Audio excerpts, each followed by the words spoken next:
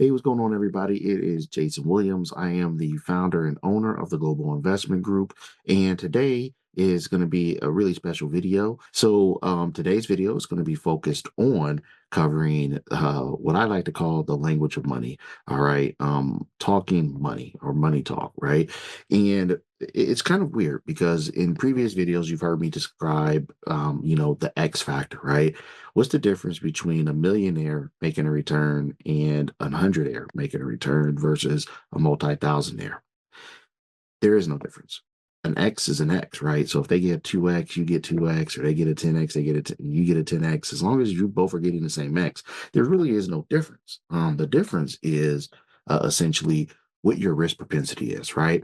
And that's part of understanding the language of money and understanding you know, what you need your money to do in order to get to a larger risk propensity, right? Some may be able to risk 10, some may be able to risk 100, some may be able to risk 1,000 or more, right? And if you stick on that kind of multiple of 10, when you get a 10x, obviously the 100 becomes 1,000, 1,000 becomes, right? So it just kind of keeps moving and that zero slides, right? And people are going to look at it and they go, well, essentially the rich get richer, and it's not necessarily that the rich get richer. The rich are taking the same risk that you may be able to take. The only difference is they have a risk propensity that allows them to put more in, and to be able to get a higher return because they put more in. So today I want to talk to you about really how to close that gap so that you can kind of stair step yourself to wherever it is you're trying to get to, because we all have to start somewhere. No matter how much money you have, there's always a need essentially for more money, right? Because at the end of the day, we all are limited to our capital until you get to this super elite, wealthy, and rich. So let's talk about this, guys. So let's talk first about, you know, the language of money. And the language of money is very simple: velocity. Your money has to stay in motion.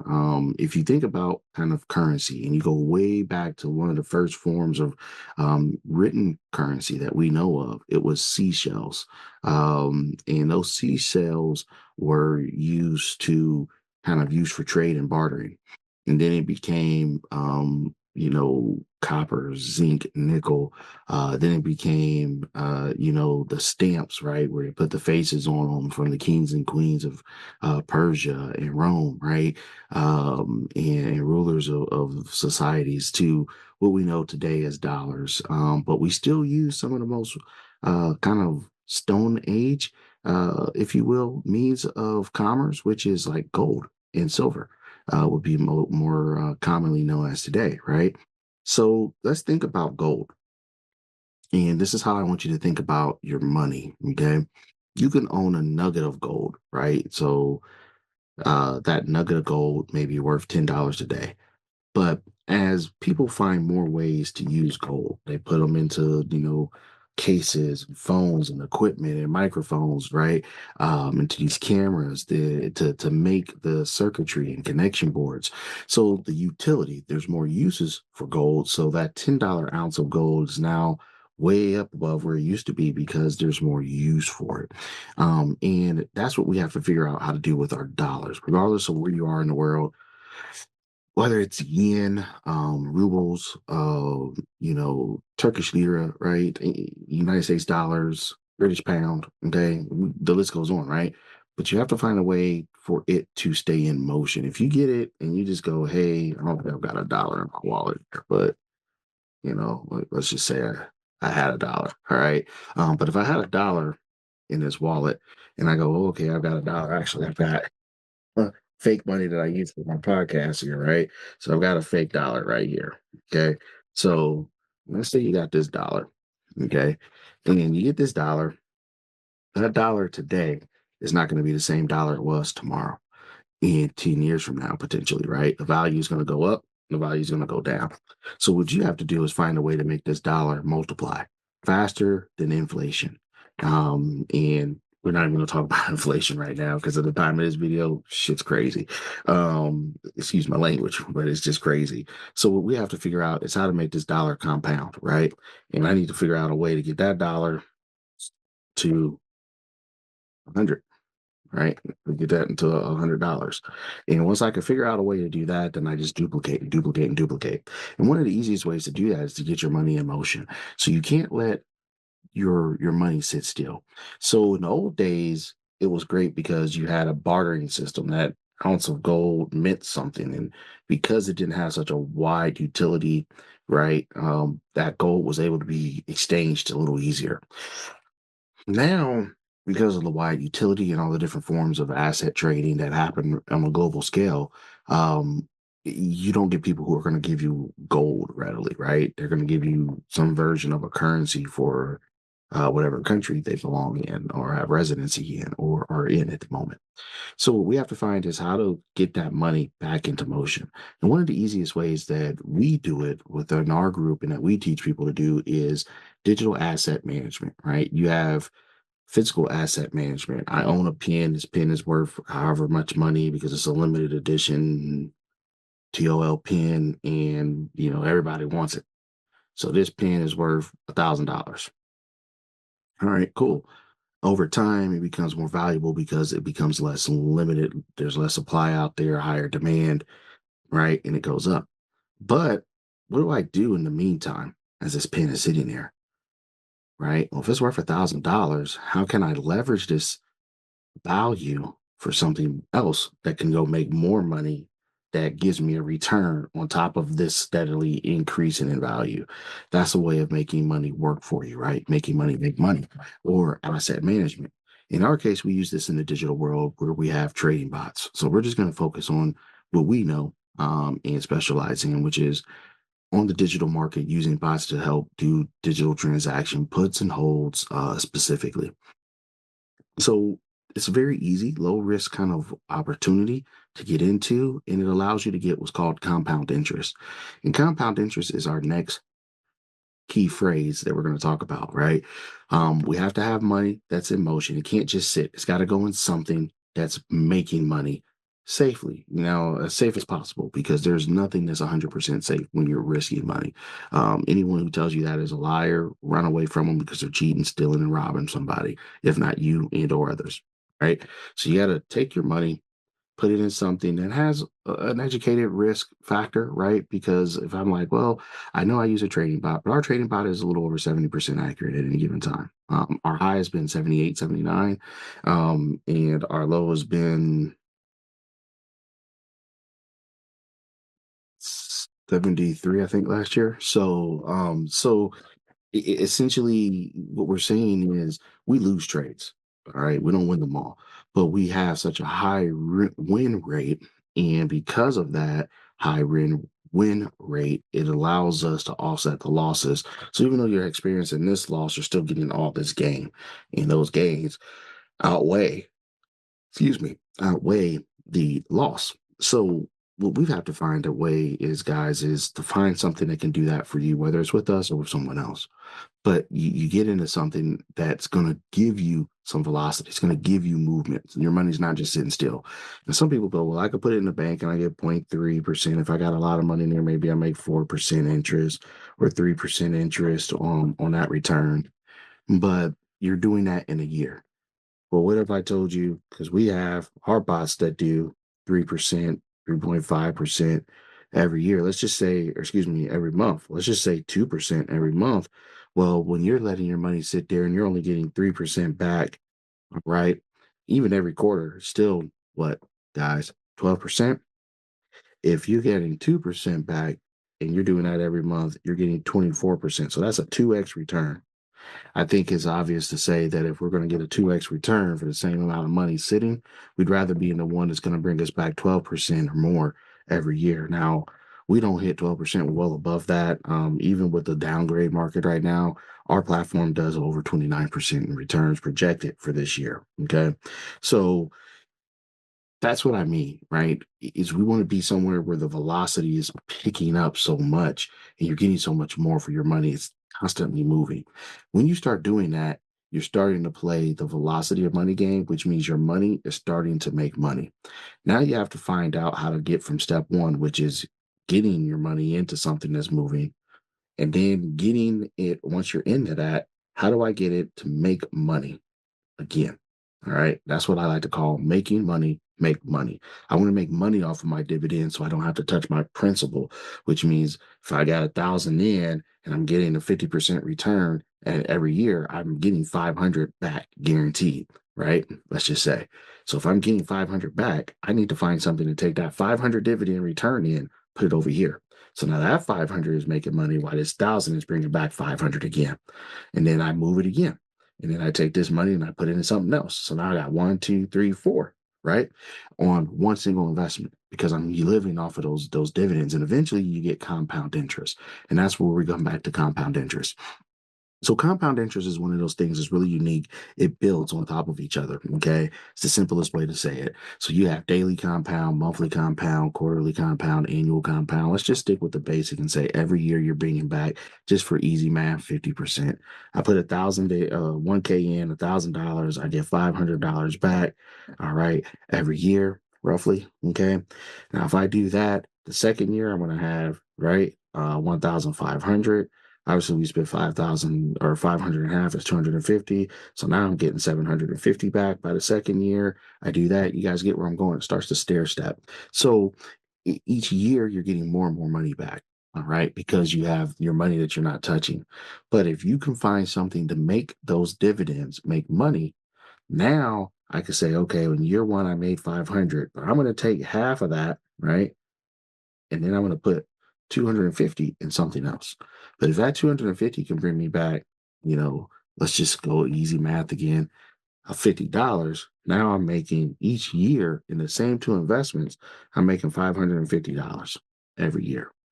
Now I keep adding that 50 into the other pot until it starts to match the 500. And then I go ahead and I got two 500s every year or $1,000. Right. That I'm making passively every year. I still got the principal in there. All right. So that principal is still going to produce the same equation. It's just multiplying.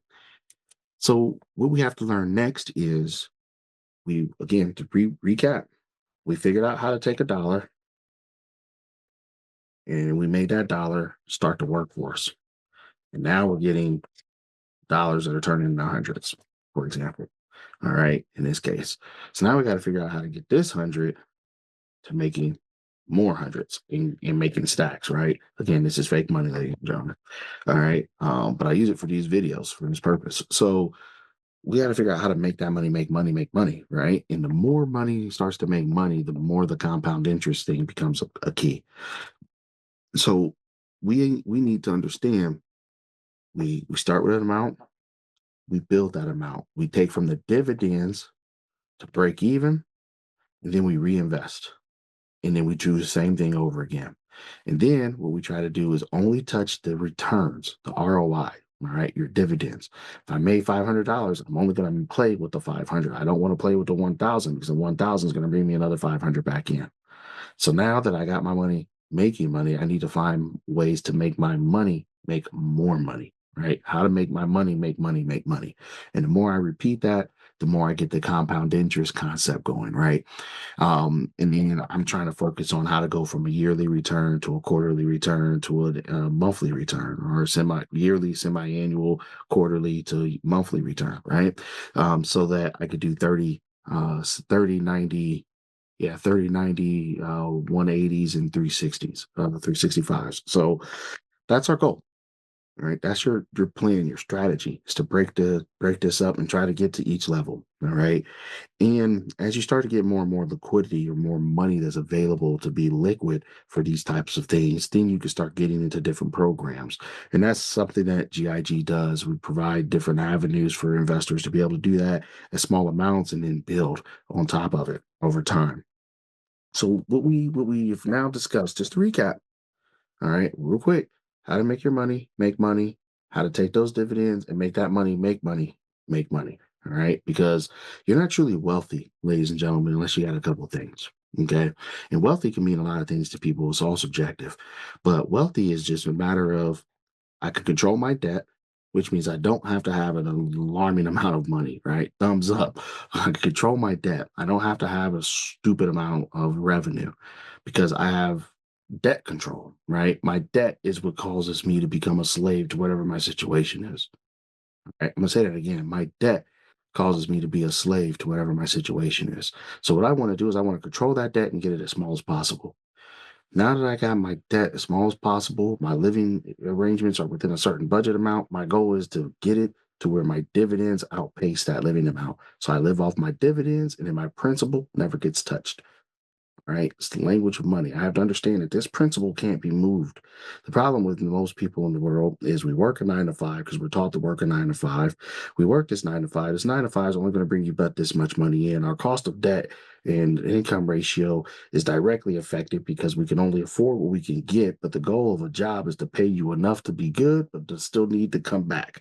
All right. So if that's the case, I'm never going to make more than with my supervisor or my managers of the supervisor or the CFO and the COO and CEO are making. Why? Because if I did that, they would have no incentive for them to come back. So we got to pay them enough to be happy in their position, but enough that they have to come back for that next check. All right. So we can't have you living large and in charge. So how do you control that? How do you get to that point? Right. So that you're wealthy. And now the understanding from this video is again, we have to control our debt. So we want to get all our debt off our back. Once we got our debt to a reasonable amount, that's when your risk propensity can change. Okay. So I'm going to slow down for a second because I'm dropping a lot of knowledge on you guys. I'm giving you probably a multi-million-dollar game right here, ladies and gentlemen. So I really hope you're taking note and listening. All right. We need to start off with some risk. If we don't have money to do this or try an opportunity, that's the reason you need to try it. And sometimes you're going to fail. Sometimes it's not going to work out. Sometimes it doesn't go the way you think it should go or it doesn't go good at all. But that doesn't mean that you don't come back in and try it again, right? A baseball player goes up to the baseball mound, strikes out. He doesn't not come back up, or she come back up to take a swing at it again. They're going to come back up because they understand in order to win in the game of sports and life, you got to do it over and over and over, sometimes a million times. But think of the most famous inventor of anything, the inventor of anything, period. You know what I'm saying? They figure how many times did somebody have to put this pen together to figure out like this particular type of pen writes with gel and does it better and it doesn't clog and this type of spring makes it work. Like somebody just get up one day and just make this shit work. They had to figure it out. Okay. And perfect it. Well, that's the same thing you're doing in life. You've got to figure out where you fit in and find the places that you can get in and take advantage of them once you get in. But you'll never find them if you don't take advantage. And that's why I tell people if you can't afford something, that's the reason you need to try it. All right. $1 to 10 to 5. I mean, in this case, I just got 100 because that's the easiest one to pull out the stack over here. But you just find a way to get this money growing. So you got to control your debt. All right. Your debt is what you become a slave to in life. So, there's no more shackles in the field of life, if you will. Right. So the shackle is your financial inability to maintain. And if you're just working a 9 to 5, you're never going to have the financial stability to get everything you want in a case, right? If you will. So, and the goal is to get a modest lifestyle so that you can keep that expense down and outpace it. But most people don't have the discipline to do that and aren't taught that until it's too late. And then their debt's here and their income's here and they're constantly trying to catch up. And they go, well, I need to make more money. No, you don't need to make more money because you only have 24 hours in a day. Next key point, 24 hours in a day. So what makes your day any different from my day to the next person's day? Nothing. We both have 24 hours in a day. So if that's the case, the only difference is my money is working differently than your money. Let's just get right to the BS, right? Cut it all out. My money works differently than your money. My money is making money that's making money, whereas your money may be making money. Right. And then you start looking at like, well, I got, enough money that I get 3% back every year or 3% back each month using this card. But then you look at what you're spending and you're like, well, I only got $12 back. So you're meaning to tell me after you spend thousands of dollars, $3,000, $2,000 on groceries, you only got $14, $15 back. Well, go ahead and roll that over the whole course of the year. That ain't nothing.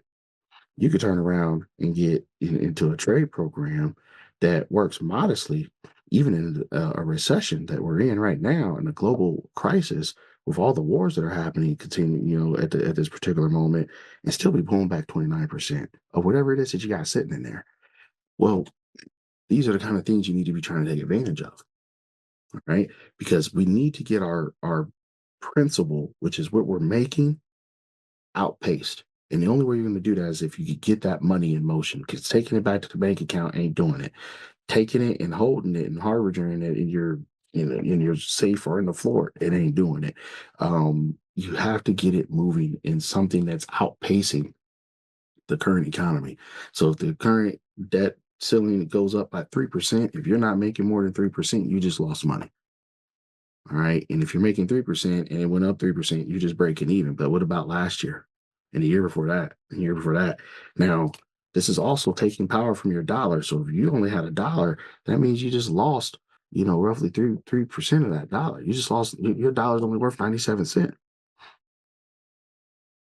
right? That's like a oh shit moment for most people. Like when I talk about this and I teach people this, they go, oh, like now I get it. Like, yeah, so if inflation is constantly going up and expenses are constantly going up, but your dollar is still the dollar, your dollar's losing power. So when you hear them talk about the dollar losing power, it's not necessarily that the dollar is not worth a dollar anymore. It's the what that dollar can get you in the economy of today because the prices increase so much. So we have to find a way to gap that cap. All right.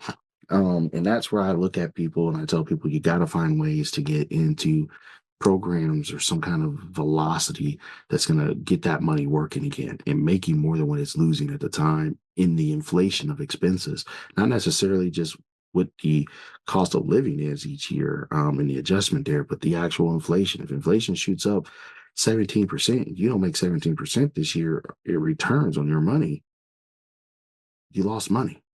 It doesn't matter what you have and how much you have, you're losing money. And ultra rich and wealthy people understand this. So they constantly are putting their money into things that are going to constantly bring back a certain type of return.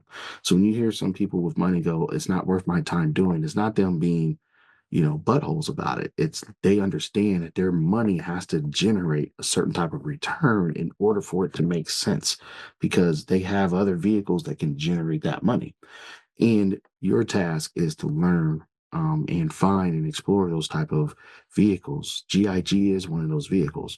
But again, you have to learn these to try these vehicles and get into these vehicles and really use them and listen to the advice that you're getting from these vehicles. Because, you know, if this is what we do, right, it will behoove you to listen. All right. If you don't listen to me, listen to somebody. And I don't really care who you listen to, right? I'm going to be doing what I'm doing at the end of the day. I'm just trying to show you and teach you or pass to you to someone else that you may share this with because you go like, I understand this, but I've been trying to explain this to people and they don't get it. Maybe they'll understand him better and share it. All right. Because at the end of the day, we have to figure that out. So again, let's kind of recap because this is a lot. I mean, we're 23 minutes into this video, roughly, and we've covered a lot. All right. We talked about the first form of dollars and tradings. We're going to get back to this gold in a minute and how things have been used to do commodity exchange. Then we talked about how it's metamorphed into physical dollars and systems that can be put in place now with the current technology that we have to make money, right? So the thing of understanding this language of money is velocity of money. We have to keep our money moving. It can't sit still. Right? We also have to understand on top of the velocity of money, we have to understand the language of money, which is money has to make money that makes money. Boom. Another thumbs up on that one. Money that makes money that makes money. All right. We got to get that going. Now, when you do that, you should be able to now offset your debt because your income is doing this while hopefully your debt is staying still or coming down. And once you remove this debt, now you really get liquid because a lot of people make enough money to do this stuff, but they have so much debt they can't afford to do it, right? Without missing something. So what that is you got to get that debt down. All right. And you're doing that as you're starting to outpace it because your debt may eat up 13%, 15%, 55% of what your earnings are, depending on where you live and how you're living, right? It may even eat up more than that. It's not uncommon now. So if that's the case, we've got to figure out how to get that 55, 65, 25, 35% back into your pocket.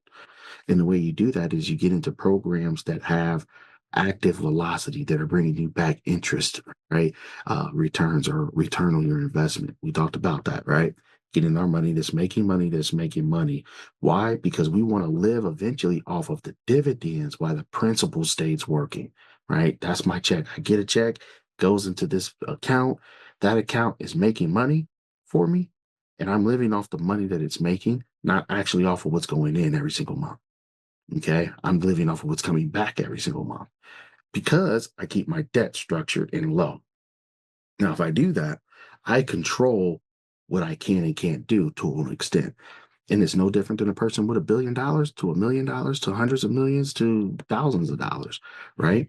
You have to be able to control your debt in order to be able to control your quality of life, right? And the only way you're going to do that is if you put your money into velocity or put your money into work. It has to make money that makes money. The more you repeat that making money, then the bigger your dividends become, the more aggressive your dividends become, the more liquid, right? The more fluid you can now move, which increases your risk propensity. My risk propensity at the beginning may be the size of this damn pen head, this ballpoint pen. That's it. Why? I just don't have a lot. But you got to start somewhere. But eventually, it'll become the size of the pen to, the size of my fist. But you got to just keep building and letting time work on you on your end and on your side. And I like to call this, as I come to an end of this video, the the previous video we talked about what's your price, right? What's your cost that you're willing to pay? If you're the person who's breaking the cycle in your lineage, you're gonna have to be the guy. I'm a Marine. You're gonna have to be the guy that kicks in the door. You're gonna have to be the guy that may take a shot. You're gonna have to be the guy that when the grenade goes on the ground, you jump on top of the grenade to protect the opportunity. Doesn't mean that you're gonna die. That's not what I'm trying to say. But you have to be the guy that takes that risk. You got to be the guy that goes in first. Why? Because no one else has done it, and no one else is in the position to do it or willing to do it. So, in order for things to change, you have to do it. No one else is going to do it for you. If you want change for your kids or your lineage behind you or your nieces and nephews or whatever it may be, family, if no one else is doing it right now currently, then you've got to do it. Period. You're going to have to take that risk. So that's your cost of entry. Somebody's got to be willing to just jump on it and hope that the grenade doesn't go off. Jump on it and save the team so that the rest of the team could get in. Like, yeah, dad, you know, just using me, right? Dad came in, and when he first started doing this, he went 10 years where like we lived pretty rough. We ate nothing but ramen noodles. We did this, we did this. But dad knew where he was going, and he kept everything. He put all his money into this program or into these programs or into these types of stocks or these investments, whatever it is. And once they made it, excuse me, once they made it to a certain point, he turned around and was like, we're where we need to be. Like he was willing to sacrifice what he needed to sacrifice in order to get us to this point. And then once we got to the point where we were making a certain amount of money, we started living off the income while this other money stayed there working. And that's the velocity portion. So all this stuff is like a sandwich with layers. It just builds on top of each other. And you end up with this sandwich, but whatever your favorite sandwich is, but you end up with layers, right? And in order to do that, you've gotta pay a price. You gotta go in, ladies and gentlemen, you got to go in. So breaking the language down of money really in a simplistic, quick and easy, digestible form, because I like to keep these videos around 20, 30 minutes, which I'm right around 30 right now. Um, we want to keep the knowledge consistent and concise. Um, so just remember, your money has to constantly be moving. All right. Your money not only has to be moving, but your money also, number two, has to outpace whatever the loss or the debt is, all right, in your income. Then your money also, all right, has to be diversified so that you get compound interest in numerous ways. That helps offset the risk because you may have one that doesn't perform. But if you got two or three others that outperform where they were performing, that gap fill may replace what you might have lost in the other option. So you got to be able to do that. Then, on top of understanding your compound interest and getting into different programs, taking the risk, making your money make money, then we have to figure out, okay, now that we've got those checks, check, check, check, check, right? But now we have to start living off of our debt because at the same time of doing those other checks, we should be paying down our debt or reducing or eliminating the debt Because if we can control our debt, we can control what we're enslaved to. All right. The system and society will enslave you to the things you love. Some people like to go out and get new iPhones every year. Me personally, I ain't trying to do a new iPhone. I'll wait for my stuff to break. I don't care.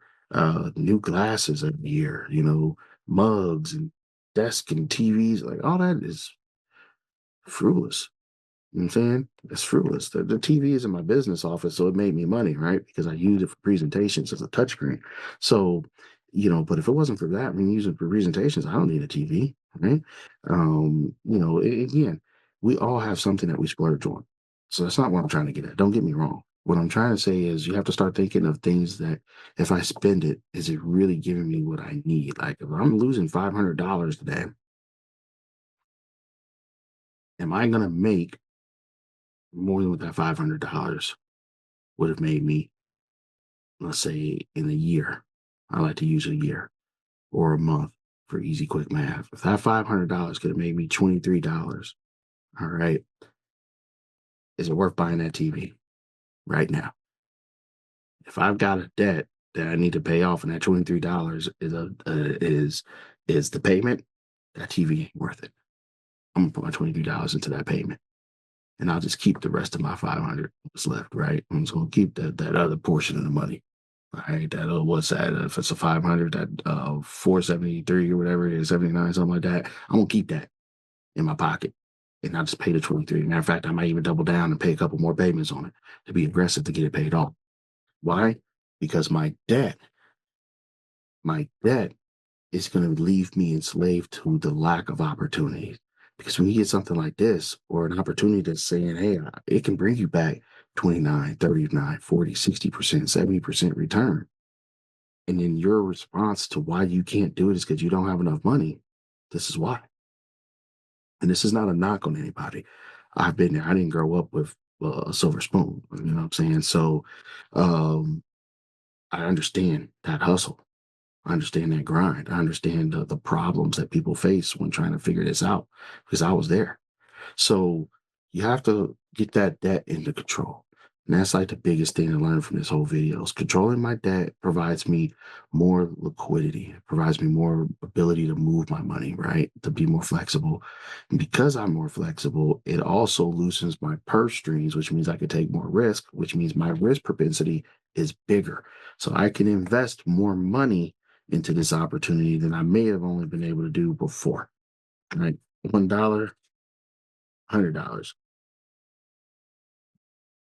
You get a 1x on 100, made another 100, you got 200. Me with $1, I only made $2. Right? So we gotta think about that. There is no difference between the rich and the poor when it comes to the numbers. Right. The only difference is they have more risk propensity, liquidity, they have more debt control, ideally, or structured opportunities because they have so much money that they can risk more. Now, you can get there over time.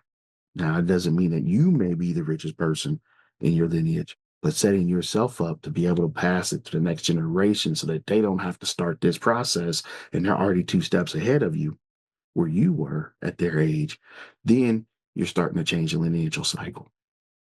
And that is, ladies and gentlemen, in my most condensed way of understanding money, the language of money.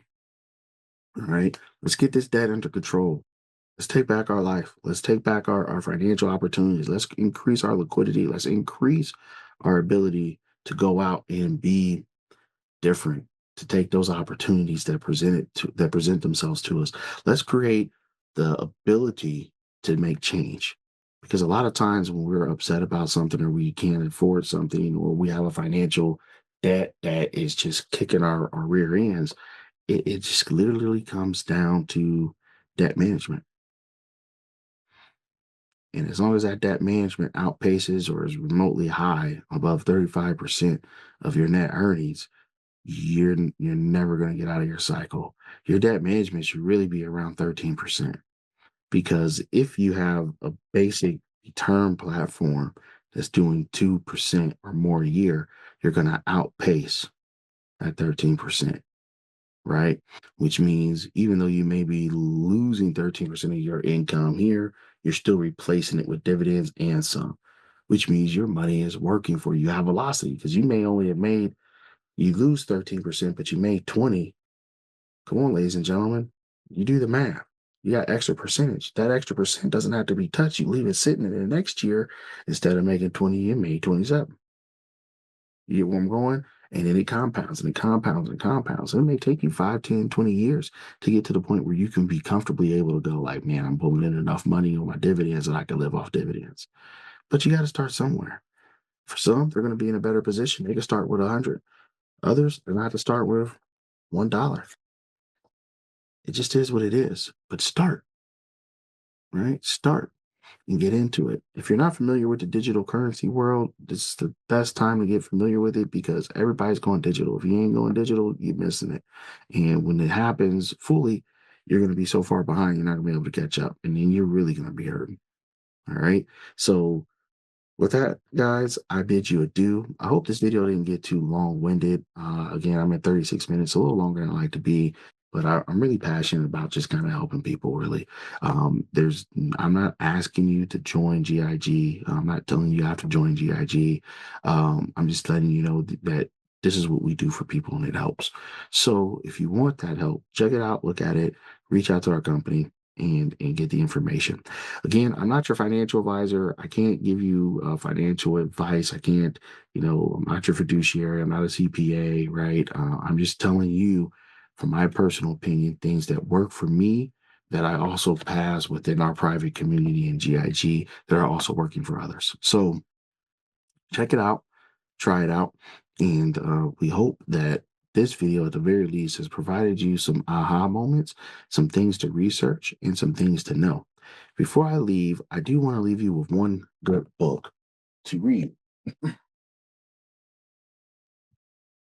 How Money Works. Read these books, ladies and gentlemen. Read these books. All right. Another good book to read is investing books. They have, this is a series that I really like that I wanted to make sure I showed in here, but they have budgeting, they have economics, they have investing 101. All right. So make sure to just read, man. Just read. 9 times out of 10, if you just become a reader for 15 minutes, you'll read, roughly 20, I think it's 20 books, something like that, 12 books a year, 20 books a year, depending on the size. Average book puts you about 12 books a year at 15 minutes of reading every day. You focus that on knowledge that you're trying to learn, and you'll learn about, the average reader is 1 book a day in America. So, you're talking about learning at least 11 times the amount of information on a focused topic. So when you ask me, how do I, kind of get to where I'm at, becoming a vigorous reader was mandatory. And I hope that encourages you to really pick up some stuff, especially now with Audible and audiobooks. You can listen and get to a whole book. But I would highly recommend, even though you listen to them, get the physical books and at the very least make notes and highlights in them because it engages all three ways of learning: reading, physically doing it, and audible and visually. So you're engaging all three portions of your brain. It's the fastest way to create indirect signals within the brain for your receptors to trigger memory. So yeah, I hope that helps, guys. Take care. I'm going to see you in the next training, and I hope you guys are enjoying this. Let me know. Fill out the link and give us some feedback. If you guys are liking it, we'll continue. If you guys aren't liking it, you want to see something different, let us know. If you want me to kind of focus on a specific topic, let me know, and I'll get on that specific topic right away. Take care, guys, and until next week, I'll see you.